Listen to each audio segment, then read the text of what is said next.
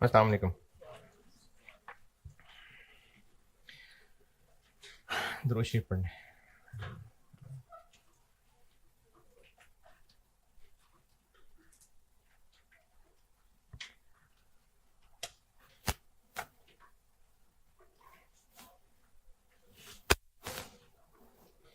कल मैंने एंड क्या किया था? अच्छा, वो ग्रुप में किसी बच्चे ने पूछा हुआ था कि वो जो स्ट्रेट लाइन में मैंने लिखवाया था कि डेप्रिसिएशन रेट अगर बेस्ड ऑन कॉस्ट है या डेप्रिसिएशन रेट अगर बेस्ड ऑन डेप्रिशिएबल अमाउंट है तो उनका करना क्या है? वही करना ये है कि अगर आपको डेप्रिसिएशन रेट कहा हुआ है कि 20% ऑन कॉस्ट, तो फिर फॉर द ईयर डेप्रिसिएशन कैसे कैलकुलेट करेंगे? कॉस्ट पे वो मल्टीप्लाई करेंगे। और अगर कहा है 15% बेस्ड ऑन डेप्रिशिएबल अमाउंट, तो यही यही कहा था मैंने, उसी पे अप्लाई करेंगे। और ये रिकॉर्डिंग वाले बच्चों को ना एक नसीहत ये है कि बेटा, ये जो रिकॉर्डिंग वाली क्लासेस है ना, इसका बहुत बेनिफिट हो सकता है। आपको जहां जो चीज समझ नहीं आई दोबारा चला लें लेक्चर। मतलब वो जो चीज मैंने क्लास में बताई हो और आप ग्रुप में कहें किसी को कभी ये बात दोबारा समझा दे, फिर लेक्चर दोबारा चला के देख लिया करें। तो जो चीज ना समझ आए लेक्चर प्ले कर लिया करें, रोकें, लिखें, फिर चलाएं, फिर रिपीट करें।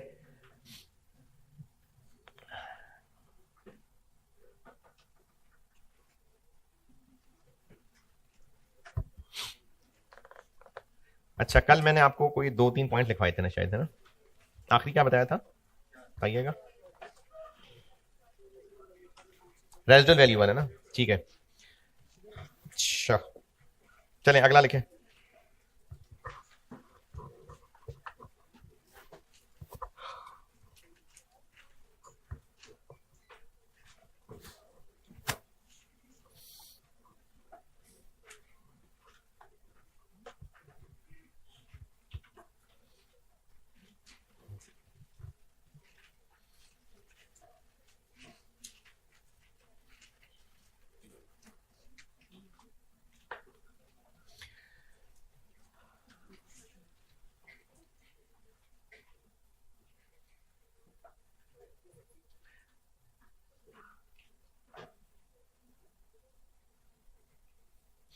हाँ जी, खुल गया रजिस्टर।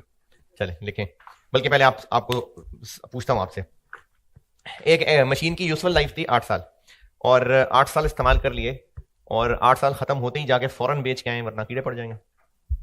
हैं? हो सकता है हम बेच, अच्छा अभी कल बेचते हैं, अच्छा अगले महीने बेचेंगे, अच्छा चलो 6 महीने बाद बेच लेंगे। तो करते करते अगर वो और यूज हुए जा रहा है तो डेप्रिसिएशन चार्ज करें कि ना करें? यूज तो हुए जा रहा है। लेकिन यूज तो हो रहा है अभी। हाँ, हम उसको पहले ही डेप्रिशिएट करके खत्म कर चुके हुए हैं, तो यूज हो रहा है तो वो चूंगे में चल रहा है वो। तो लिखें point. If a fully depreciated asset, if a fully depreciated asset if a fully depreciated asset is still in use if a fully depreciated asset is still in use, then no further depreciation is charged. Then no further depreciation is charged. अगर एक asset fully depreciated है और use हो रहा है तो होता रहे, फिर डेप्रिसिएशन नहीं चार्ज होगी।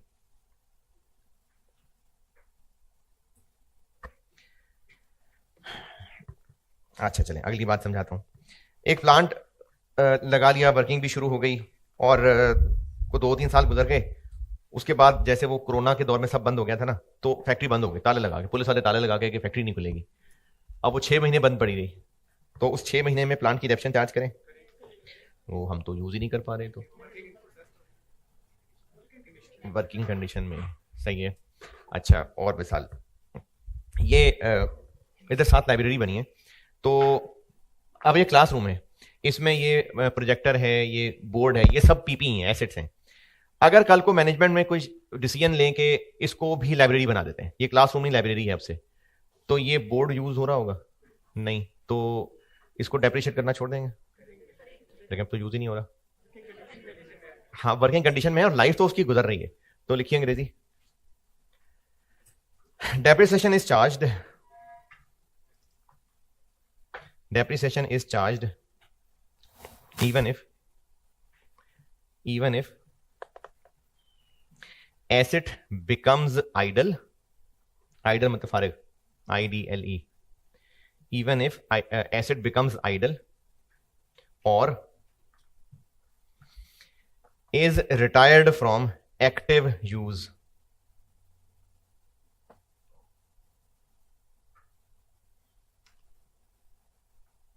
यानी अगर कोई एसेट फारिग है या अब एक्टिव यूज में नहीं भी रह गया लेकिन लाइफ चल रही है तो डेप्रिसिएट होता रहेगा। चलिए ठीक है, अगला पॉइंट लिखें। अच्छा ये भी चले, पहले आपसे पूछता हूं। एक बिल्डिंग खरीदी और 200 मिलियन की, तो बिल्डिंग खरीद ली तो उसको उठा के ले आए? नहीं, नहीं उठा सकेंगे। क्यों? तो फिर हमने बिल्डिंग कैसे खरीद ली? हमने ना असल में लैंड भी खरीदी है। हाँ, कुछ होते हैं जो वैसे अपार्टमेंट हैं, जैसे कोई मॉल है, अब उसमें एक अपार्टमेंट सेल हो रहा है, उसमें जमीन नहीं सेल हो रही, लेकिन अगर हम एक पूरी बिल्डिंग खरीद रहे हैं तो इनफैक्ट हम लैंड भी खरीद रहे हैं। तो ये जो 200 मिलियन पे किया होगा ये सिर्फ बिल्डिंग का होगा, ये लैंड का भी होगा। लैंड की यूजफुल लाइफ इंफिनिटी, क्योंकि और ये मैं शहरी जमीन की बात कर रहा हूं, वरना अगर किसी एरिया में है जहां पर जैसे अगर कोई टूरिस्ट इलाका है और वहां पर हम एक जमीन खरीद के होटल बना रहे हैं और हमें पास्ट ट्रेंड का पता है कि 10-20 साल के बाद ये जगह दरिया के अंदर आ जानी है या लैंडस्लाइडिंग की वजह से खत्म हो जानी है, उस लैंड की यूजफुल लाइफ होगी। शहर वाली जमीन की तो क्यामत तक की रहेगी, तो लैंड की यूजफुल लाइफ नहीं है, लेकिन बिल्डिंग की तो होगी। कि बिल्डिंग की भी नहीं होगी? बिल्डिंग की क्यों होगी? डेप्रिशिएट हो जाएगी। अच्छा, डेप्रिशिएट होना किसी एसेट का खराब होना, कीड़ा लगने को नहीं कहते। डेप्रिशिएट सिर्फ हमारे किया गया एक्शन है कि हम एक अमाउंट को एक्सपेंस बना रहे हैं, ये नहीं कि ऐसे ओहो बेचारा डेप्रिशिएट हो गया, ऐसे नहीं। डेप्रिसिएशन तो हम खुद एक अमाउंट चार्ज कर रहे हैं, उसको डेप्रिशिएट करना कह रहे हैं। बिल्डिंग की यूजफुल लाइफ क्यों है? क्योंकि उसका भी ईंटें सीमेंट सरिया वो होगा खराब, अपनी जगह छोड़ना शुरू करेगा। बहुत बहुत पुरानी बिल्डिंग्स जो होती हैं तो उनमें फिर दरारें पड़ जाती हैं, तो बिल्डिंग की होती है यूजफुल लाइफ। तो अब इस 200 मिलियन को डेप्रिशिएट कैसे करें? हमें इसमें देखना पड़ेगा कि जमीन की इस इलाके में कीमत कितनी है। तो अगर वो 80 मिलियन है तो उसका मतलब बिल्डिंग फिर 120 मिलियन की है। तो लिखिए लैंड एंड बिल्डिंग। ये आपको मैं डेप्रिसिएशन कैलकुलेशन के लिए कुछ इंपॉर्टेंट पॉइंट्स बता रहा था, तो उसी में शायद नंबर 6 बता रहा हूँ, 7। Land and buildings are separable assets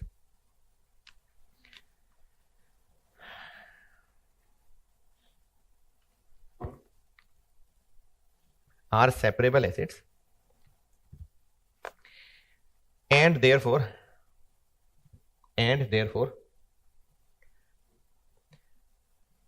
are accounted for separately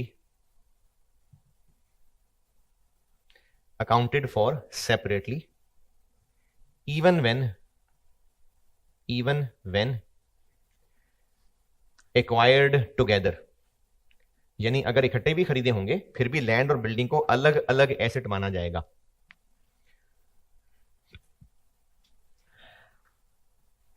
इसी पॉइंट में आगे सेंटेंस लिखें। Generally land has an unlimited life, generally land has an unlimited life and therefore not depreciated। Generally land has an unlimited life and therefore not depreciated, and therefore is not depreciated।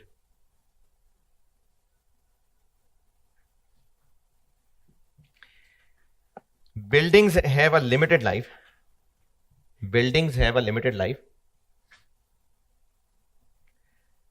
and therefore are depreciated,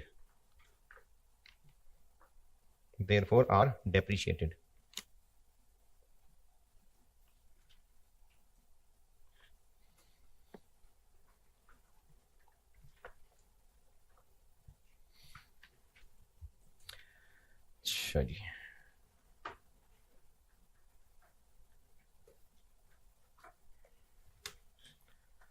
ठीक है, अगला point.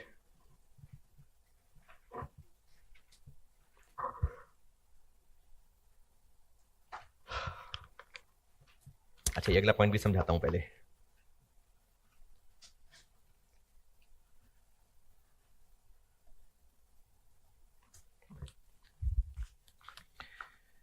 Motorcycle कितने की आती है आजकल? 70 चले, वो भी कोई सस्ती सी 70, 1.5 लाख की। अच्छा चलो 1.5 लाख की। फिल्टर कितने का चेंज होता है उसका? है 100 का। और क्लच की तार टूट जाए तो कितने की चेंज होती है? 100 रुपए की। ट्यूब 500-600 रुपए की। तो अच्छा, टायर 2000-2500 का। और अगर इंजन चेंज कराना हो तो है 25-30 हजार। सही है। तो ये जो बाइक है, इसको 1 लाख का एसेट बनाया, तो फिर जो इसके अंदर ट्यूब डली हुई है उसको अलग डेप्रिशिएट कर लें, और जो उसमें एयर फिल्टर है उसको अलग डेप्रिशिएट कर लें? नहीं, क्यों है? उसी के कंपोनेंट्स हैं तो क्या, मतलब जितनी बाइक की लाइफ है उतनी तो नहीं है ट्यूब की लाइफ। हाँ, नहीं नहीं, वो तो ठीक है, लेकिन जैसे बहुत पहले एक दफा मैंने आपको वो प्लांट की डेप्रिसिएशन, प्लांट की अलग और उसके अंदर शामिल इंस्पेक्शन कॉस्ट की अलग कैलकुलेट करके दिखाई थी। तो टायर की अलग कर लेते हैं और ट्यूब की अलग और सीट की अलग। और हाँ, छोटी छोटी चीजें, मसला ये कि छोटी छोटी चीजें, तो इन छोटी छोटी चीजों को अलग से डेप्रिशिएट करने की बजाय बस बाइक को एक एसेट मानते हैं। लेकिन अब कर लेते हैं बिजनेस चेंज, और वो बिजनेस है जी एयरलाइंस। और उनके पास जो जहाज है, कितने का कर लें जहाज है? चले 600 मिलियन का जहाज है। अब ये जो 600 मिलियन का जहाज है और इसकी लाइफ अगर 50 साल है, तो उसके अंदर जो सीटें हैं वो नहीं 50 साल तक चलेंगी। इसी तरह से वो जहाज के अंदर ना सामान रखने के लिए वो सब कैबिन फिटिंग्स कह लें, वो नहीं 50 साल तक चलेंगे। तो इस जहाज की लाइफ बहुत ज्यादा, इसकी कॉस्ट बहुत ज्यादा, और इसके अंदर जो पार्ट्स मौजूद हैं वो भी बहुत महंगे महंगे, और उनकी भी लाइफ बहुत ज्यादा। तो मैनेजमेंट यानी बिजनेस की मर्जी कि वो इस एसेट को डेप्रिसिएशन के पर्पस के लिए अलग टुकड़ों में बांट ले। इंजन अलग कह दे, अच्छा इंजन निकाल के साइड पर ही रख दे, है जहाज ही, लेकिन सिर्फ कैलकुलेशन के पॉइंट ऑफ व्यू से इनको अलग नाम दे दे। इंजन हैं लेट से 180 मिलियन के, और इनकी लाइफ होगी 1.5 लाख आवर्स। फिर जो इसमें कैबिन फिटिंग्स हैं, यानी अंदर की सब फिटिंग्स वगैरह, सीटें, सब कैबिन फिटिंग्स, इंटीरियर जो भी है इसका, वो हो सकता है कि 100 मिलियन का हो, और ये 20 साल बाद चेंज करना पड़े या 10 साल बाद चेंज करना पड़े। और बाकी उसका जो मेन सारा स्ट्रक्चर है, एक्सटीरियर स्ट्रक्चर कह लें, मेन फ्रेम कह लें, जो असल में जहाज की बॉडी है, वो कितने बचे? 280, 320, ये है असल में जिसने 50 साल चलना है। तो जहाज तो एक ही है, लेकिन डेप्रिसिएशन पॉइंट ऑफ व्यू से उसके वो पार्ट्स जो महंगे भी हैं और लाइफ भी उनकी अच्छी खासी है, तो डेप्रिसिएशन कैलकुलेशन फिर 600 मिलियन की ओवर 50 ईयर्स नहीं होगी, 320 50 ईयर्स पे, 100 मिलियन 10 ईयर्स पे, और 180 मिलियन 1.5 लाख आवर्स पे। और इसकी मिसालें ये बड़े बड़े एसेट्स ही हैं, हवाई जहाज हो गया, बहरी जहाज हो गया, यही हैं इनकी मिसालें।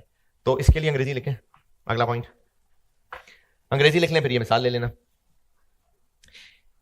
Each part of an asset, each part of an asset with a total cost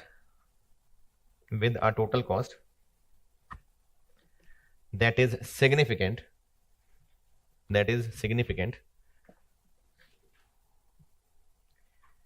in relation to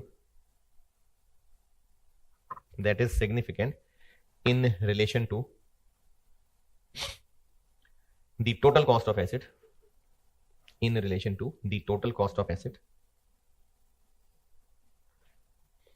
यहां तक कि अंग्रेजी का मतलब है कि ऐसा एसेट जिसके जो पार्ट्स हैं, यानी जिसके जो कंपोनेंट्स हैं, उन कंपोनेंट्स की कॉस्ट भी सिग्निफिकेंट है, shall be depreciated separately, ये ईच पार्ट की बात हो रही है, यानी एसेट के वो पार्ट्स जिन पार्ट्स की कॉस्ट सिग्निफिकेंट है, तो उनको डेप्रिशिएट करेंगे अलग अलग। ये काम स्टूडेंट ने नहीं सोचना कि कौन से एसेट के कौन से टुकड़े करने हैं। अगर सवाल में टेस्ट हुआ तो आपको ये इंफॉर्मेशन दी होगी। तो जब आपको किसी एसेट को इस तरह से टुकड़ों में बांट के दिया हुआ है, तो उसका मतलब है एग्जामिनर ने ये इसीलिए टुकड़े किए हैं। तो ये इसकी मिसाल है।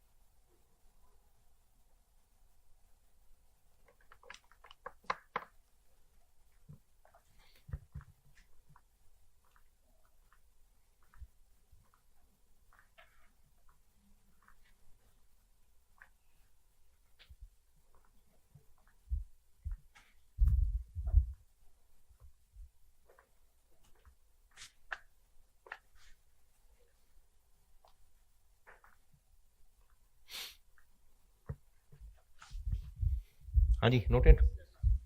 अच्छा, अब ना मैंने आपको अब से ऑनवर्ड जो चीजें पढ़ानी है, एस्टीमेट चेंज है, सब्सिक्वेंट कैपिटल एक्सपेंडिचर है, रीवैल्यूएशन है, उनमें डिस्पोजल है, उनमें ना आपको कैलकुलेशंस में ये चीज हेल्पफुल रहेगी। अगर समझ आ गई तो ठीक है, टाइम बच जाएगा, ना समझ आई तो कोई बात नहीं, ना बचाना टाइम, लंबे तरीके से चल लेना। तो कुछ शॉर्टकट्स सिखा रहा हूं।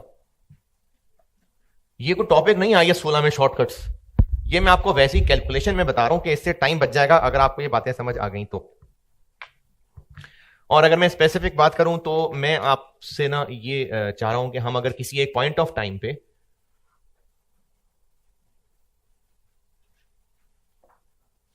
डायरेक्टली जंप करके नेट बुक वैल्यू या एक्यूमुलेटेड डेप्शन निकालना चाहें,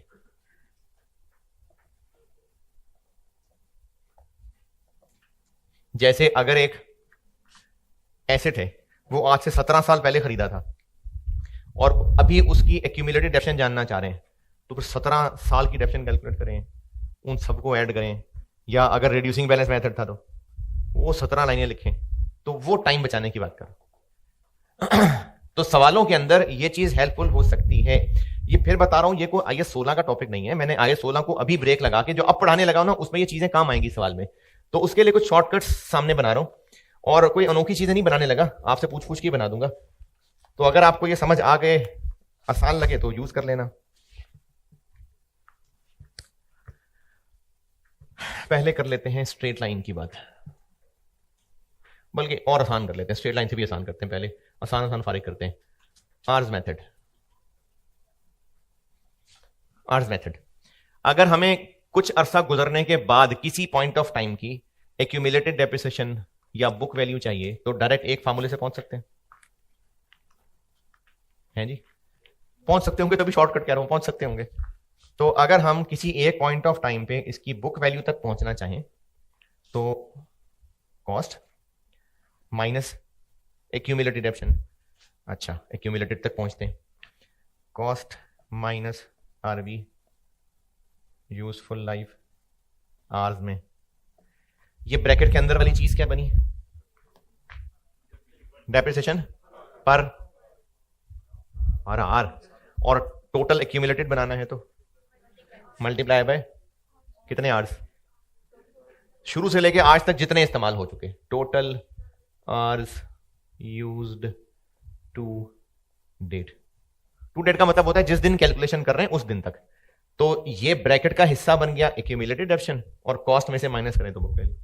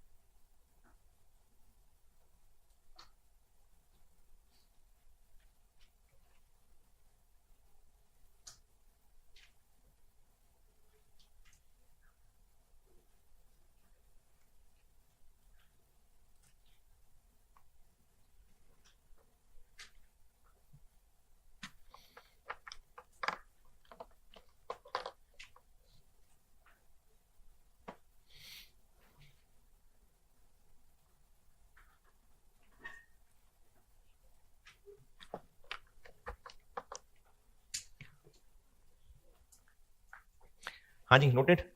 अच्छा, आप ही दोबारा खुद लिख लें, नंबर 2 यूनिट्स मेथड, क्या करें उसमें, आवर्स की जगह यूनिट्स आ जाएंगे, total units produced to date, तो यूनिट्स मेथड के लिए खुद लिख लें।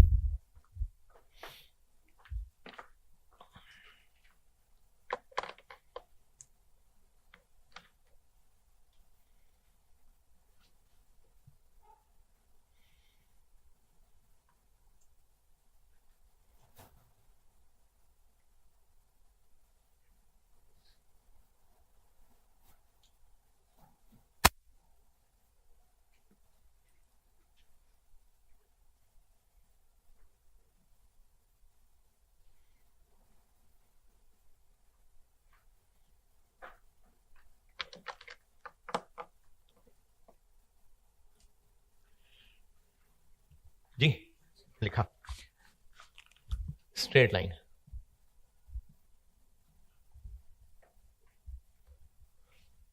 अच्छा, बाय डिफॉल्ट वो मंथली बेसिस वाला ही होता है, लेकिन सवाल में चूंकि फुल ईयर हो सकते हैं तो इसलिए मैं वो भी साथ साथ तो कराऊंगा कवर। तो इसमें पहले फुल ईयर की बात कर लेते हैं।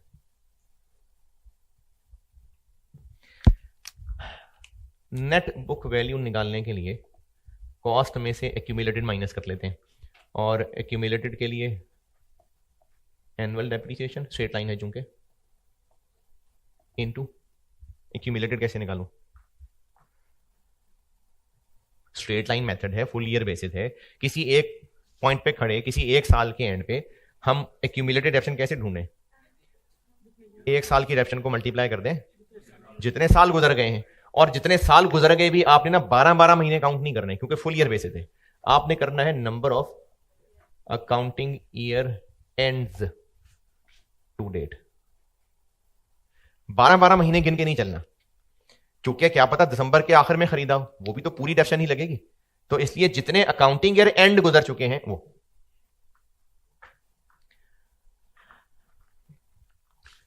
और अगर मंथली बेसिस है तो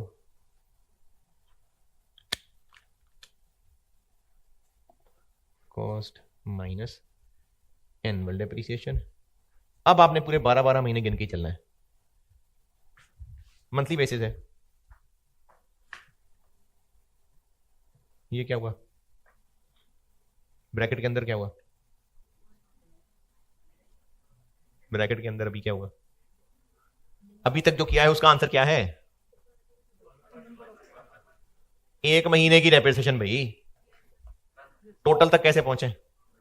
जितने महीने टोटल गुजर गए, total number of months to date.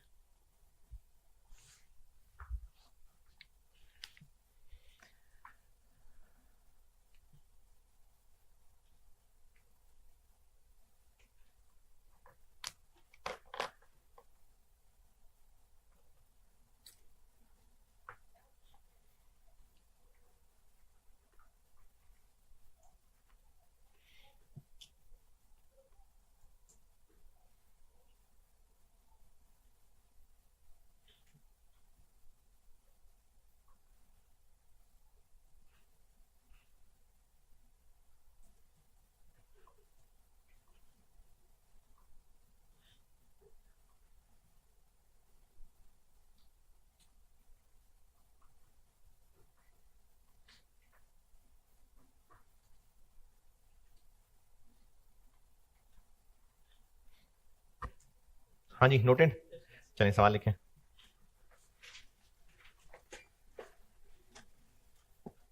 Cost of building, cost of building, cost of building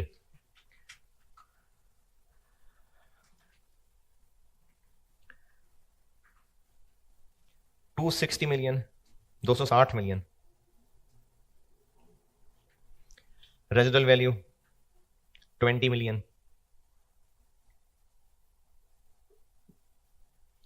useful life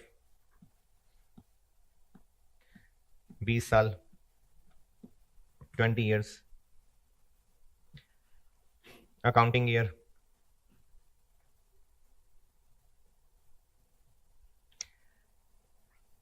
अक्टूबर से सितंबर, 1 अक्टूबर से 30 सितंबर।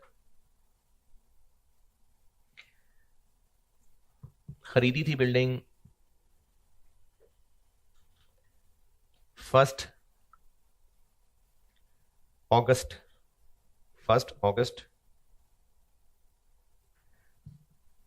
2015, 1 अगस्त 2015, और बेच दी है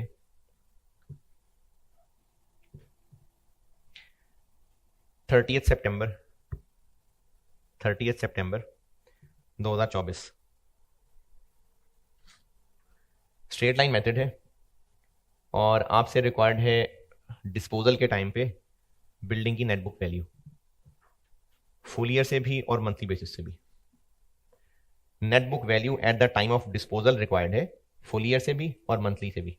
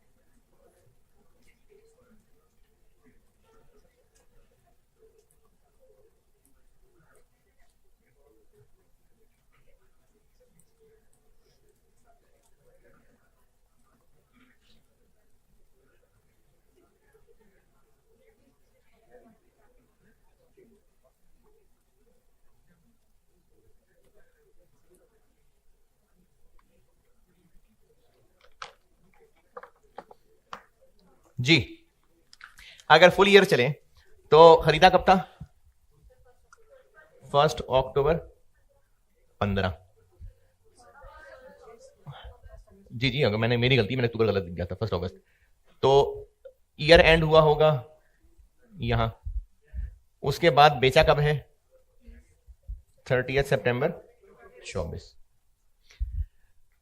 इस दिन बेच दिया, इसलिए ये निकाल देंगे, बस 23 तक रुक जाएंगे।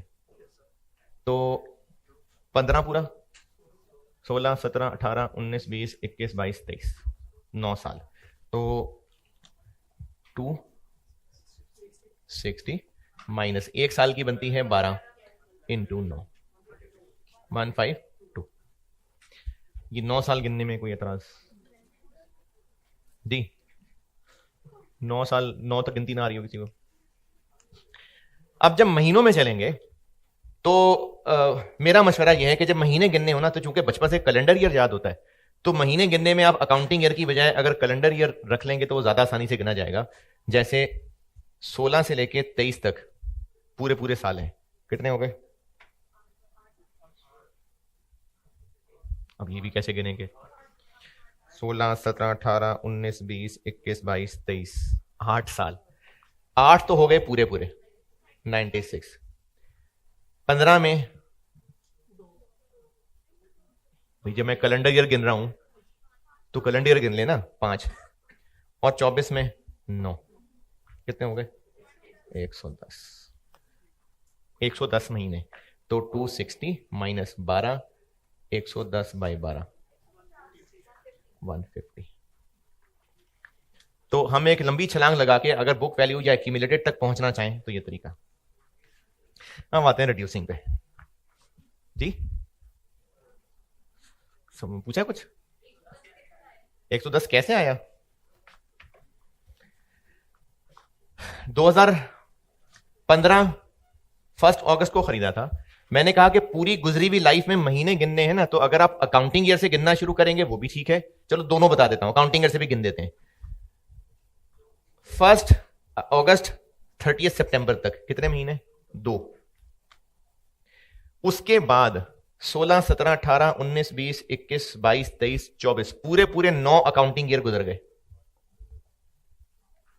तो 108 ये और 2 ये। नहीं, तो आप चाहे अकाउंटिंग ईयर से महीने गिन लें चाहे कैलेंडर से गिन लें, हैं तो पूरे महीने टोटल।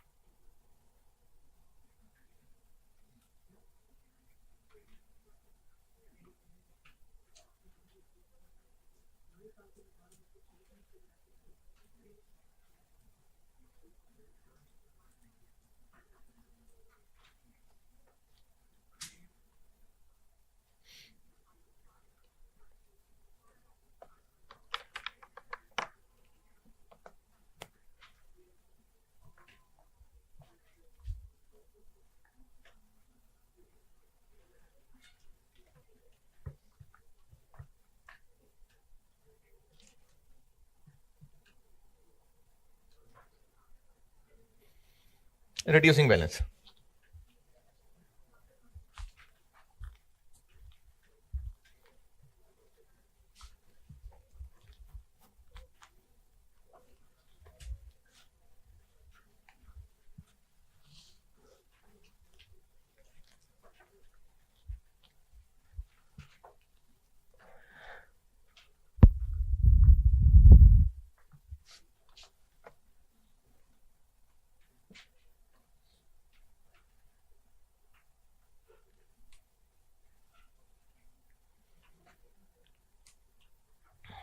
Reducing balance.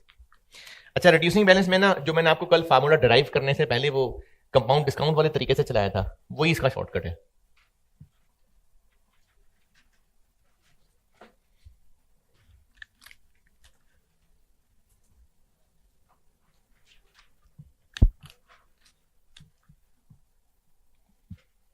अगर हम किसी एक पॉइंट ऑफ टाइम की बुक वैल्यू तक पहुंचना चाहें तो cost 1 minus depreciation rate power N, और एन का मतलब यहां जितने number of accounting year ends गुजर चुके हैं, क्योंकि फुल ईयर है ना, तो हर अकाउंटिंग ईयर एंड पे डेप्शन होती होगी, तो जितने अकाउंटिंग ईयर एंड गुजर चुके हैं वो पावर है।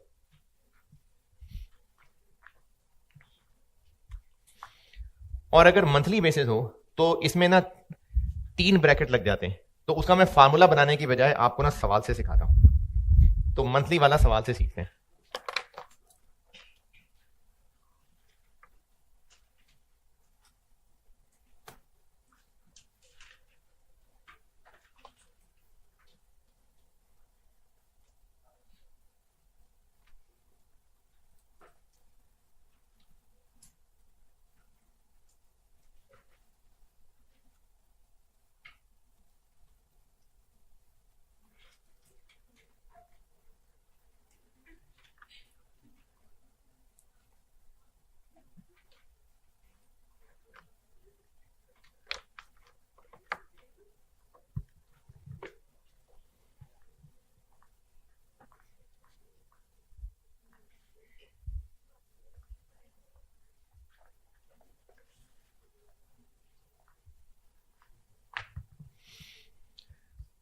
सवाल लिखें, ये सवाल से सिखाता हूं, यानी एक सवाल से, ये तो चलो फार्मूला प्रैक्टिस करा ही देते हैं, ये मैं आपको सवाल से सिखाता हूं। Cost of plant, cost of plant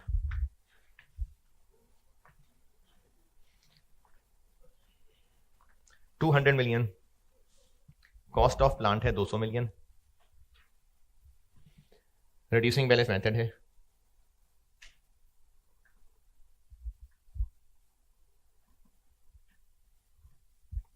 और डेप्रिसिएशन रेट है 20%, 20%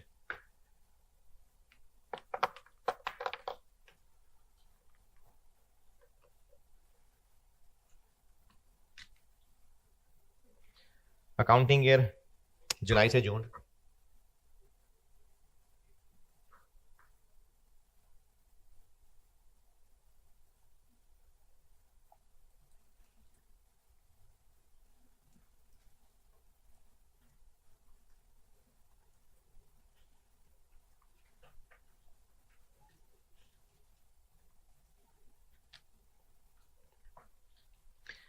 अकाउंटिंग ईयर क्या बताया, जुलाई से जून।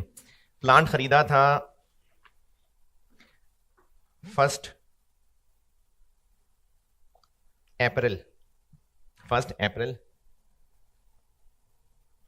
2019, 2019, और प्लांट बेच दिया 31 दिसंबर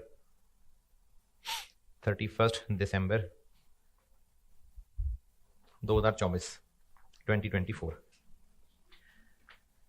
net book value at the time of disposal required है। Part A full year basis, ये आपसे रिक्वायर्ड है। पार्ट बी मंथली बेसिस, ये मैं करता हूं। पहले आप फुल ईयर बेसिस कर दें, फिर मंथली बेसिस मैं करता हूं।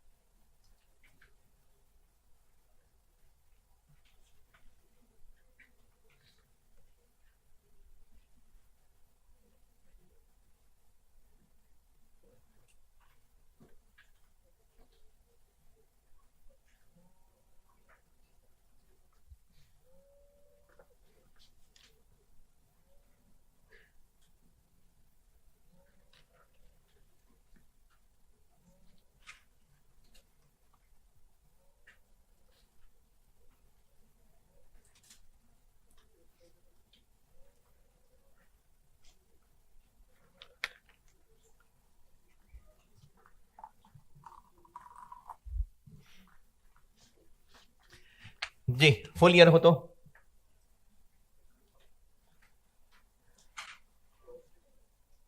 कितने साल गुजर गए? अप्रैल 19, ईयर एंड पहला कब आया? जून 19 में। तो जून 19, जून 20, जून 21, जून 22, जून 23, जून 24, 25 से तो पहले बिक गया, तो जून 24, तो 6 अकाउंटिंग ईयर बीच में आए। तो 200 और डेप्रिसिएशन रेट कितना है? ये बात ठीक है? पावर 6, 52.43, 0.8। ओके, वाकई नहीं यार, ठीक है, चलें ठीक है।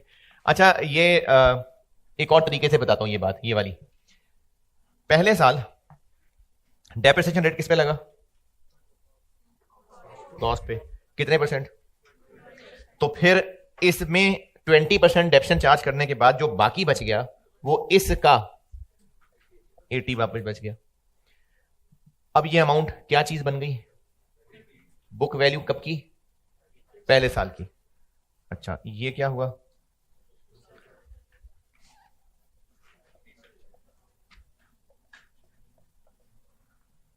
छह हो गए। तो इतने सारे 0.8 बुरे लग रहे हैं, तो 200 इंटू 0.8 पावर 6 हो असल में ये रहा है, तो 0.8 की पावर 6। अब आते हैं अगर मंथली हो तो।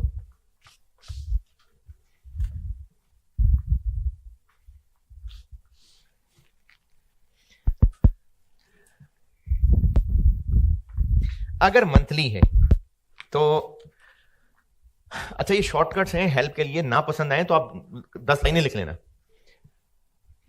200 पे पहले साल यानी 2019 में डेप्रिसिएशन लगी होगी 200 का 20% इंटू 3/12।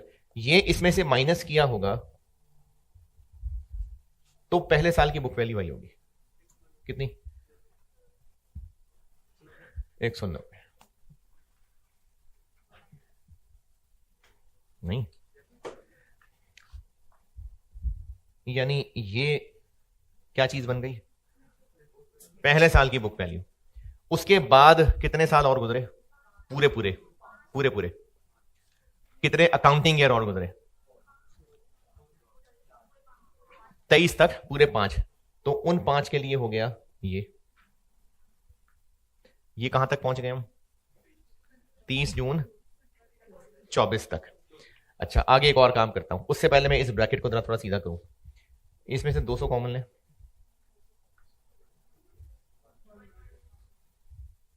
1 माइनस ये, और ये 200 बाहर आ गया। 1 माइनस 20% के साथ 3/12। अच्छा इसमें मैं इतनी उम्मीद तो कर रहा हूं कि आप इतने तो ख्याल कर लेंगे कि 20% से पहले 3/12 होना है, फिर 1 में से माइनस होगा, पहले मल्टीप्लाई डिवाइड, या 1 में से 20 माइनस करके फिर 3/12। अच्छा अभी यहां तक करके ये कहां की बुक वैल्यू पहुंची? 30 जून 24। तो हमने उसके बाद 6 महीने और पार कराने हैं उसको।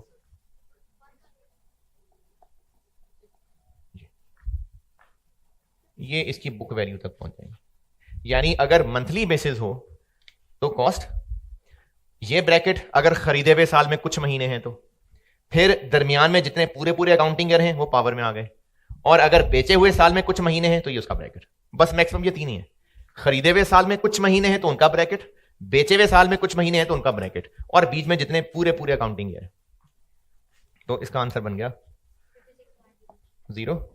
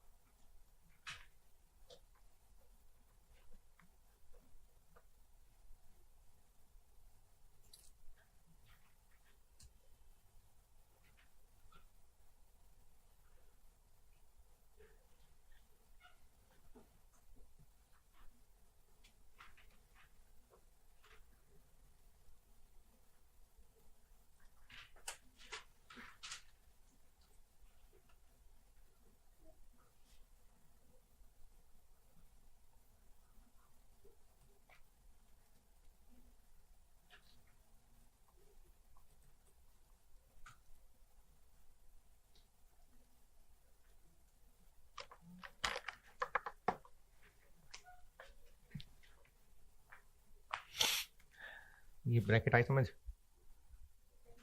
चलें, ये शॉर्टकट्स हैं, ये आगे ना टॉपिक्स में होते रहेंगे यूज, बार बार प्रैक्टिस होती रहेगी। अब जिसके लिए सारा काम करवाया था उस पे आते हैं।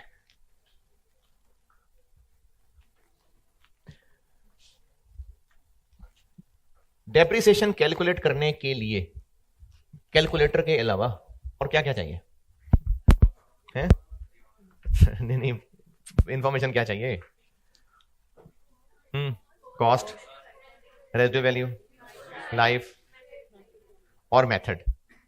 कॉस्ट, आरवी, लाइफ और मेथड, इनमें से पक्का कंफर्म क्या चीज है? कॉस्ट। वो तो एक्चुअली खर्चा हो चुका हुआ है।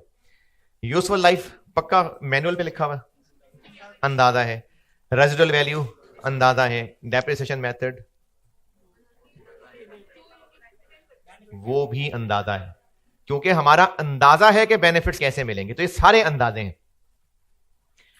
डेप्रिसिएशन की कैलकुलेशन शुरू हो गई जब एसेट अवेलेबल फॉर यूज है, और डेप्रिसिएशन जो भी मेथड था, हर साल डेप्रिसिएशन कैलकुलेट होती जा रही है। कुछ अरसा गुजरने के बाद डेप्रिसिएशन कैलकुलेशन के जो इनपुट्स हैं उनमें चेंज आ सकती है। चेंज इन इनपुट्स फॉर, और इनपुट से मेरी मुराद है जो भी आपसे बात कर रहा था,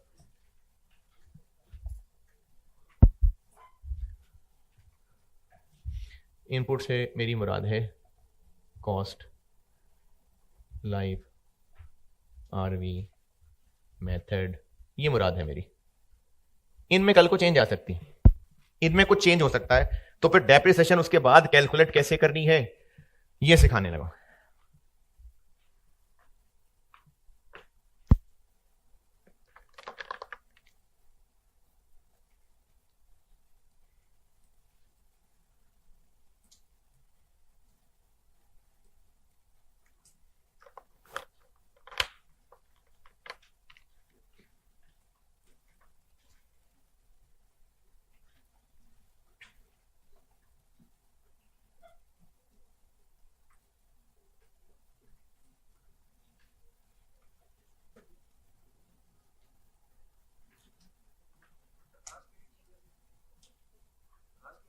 बिल्कुल आ सकती। अच्छा, ये काम ना 4 मौकों पे होना है, ये काम हमें 4 दफा करना पड़ेगा। इसमें 4 चीजें पढ़ानी है। एक मैंने आपको पढ़ानी है एस्टीमेट चेंज, एक चीज सब्सिक्वेंट कैपिटल एक्सपेंडिचर, एक चीज रीवैल्यूएशन, और एक चीज इंपेयरमेंट। यानी एसेट की लाइफ में ये 4 मौके ऐसे आएंगे जब ये चेंज होंगे। ये पढ़ेंगे हम IAS 36 में, और बाकी 3 इसी IAS में पढ़ेंगे।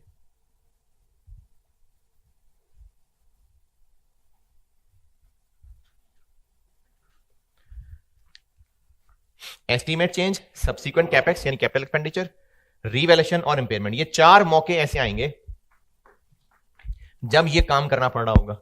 यानी एस्टीमेट चेंज, पहले हमारा लाइफ का अंदाजा और था, फिर अंदाजा बदल गया। सब्सिक्वेंट कैपिटल एक्सपेंडिचर, और खर्चा किया, कॉस्ट बदल गई। रीवैल्यूएशन की, कॉस्ट की जगह एक और अमाउंट आ गई। इंपेयरमेंट वो IAS 36 में बताऊंगा।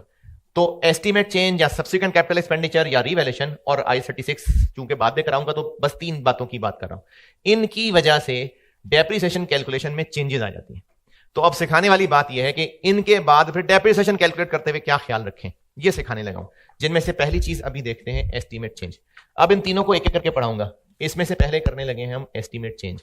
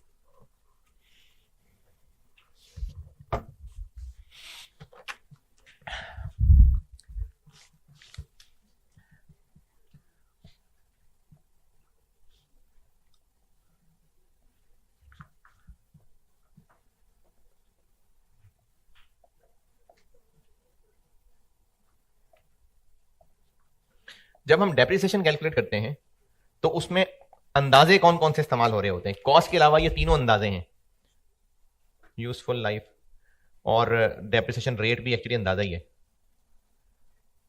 डेप्रिसिएशन रेट अंदाजा कैसे? तुक्के से लेते हैं। 15, अच्छा चलो 18 कर लो, तुक्के से। अंदाजा कैसे? इसको मैं अंदाजा क्यों कह रहा हूं?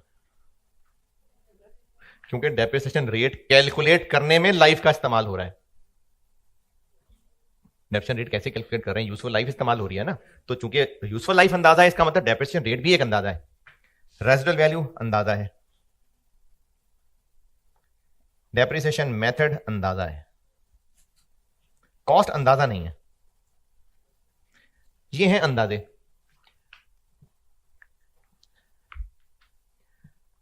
अंदाजा लगाया था, जिस वक्त अंदाजा लगाया था उस वक्त बेस्ट अंदाजा यही था, लेकिन कुछ अरसे के बाद, जैसे वैसे तो बेइज्जती वाली बात ही है, लेकिन जैसे मैच हारा पाकिस्तान आज, पता भी नहीं होना आपको, टेस्ट मैच 800 रन तो इनिंग्स और, हाँ अच्छा ये कम तकलीफ दे है कि इनिंग्स और 47, 823 रन पड़े थे, ज्यादा तकलीफ दे। अच्छा जैसे मैच चल रहा होता है, वनडे मैच की बात कर लेते हैं, क्रिकेट की मिसाल ले लूं, तो उसमें ना एक प्रोजेक्टेड स्कोर लिखा आ रहा होता है, तो वो पूरे मैच में सेम रहता है, तो क्यों हो जाता है चेंज? हालात, परफॉर्मेंस चेंज हो रही होती है, तो एस्टीमेट वो चेंज हो गया। वो एस्टीमेशन ही तो थी प्रोजेक्टेड स्कोर, तो हालात चेंज होने की वजह से वो एस्टीमेट चेंज हो गया। जैसे अभी आप घरों से कह के आए, नहीं आप तो खैर पास हो जाएंगे, कोई बच्चा घर से कह के आता है जी 1.5 साल में कैफ हो जाएगा, तो उसके बाद फिर 1.5 साल, 2 साल, 3 साल, 4 साल, तो ये क्या हो रहा है? ये एस्टीमेट चेंज हो रहा है। तो अंदाजे ओवर अ पीरियड चेंज हो सकते हैं, कोई नई इंफॉर्मेशन मिल रही है। तो प्रॉब्लम क्या है? इसको यहां पढ़ क्यों रहे हैं? प्रॉब्लम यह है कि जो 2-3 साल गुजर गए थे उसमें जो डेप्रिसिएशन कैलकुलेट हो गई थी वो फिर गलत हो गई। जैसे मिसाल के तौर पे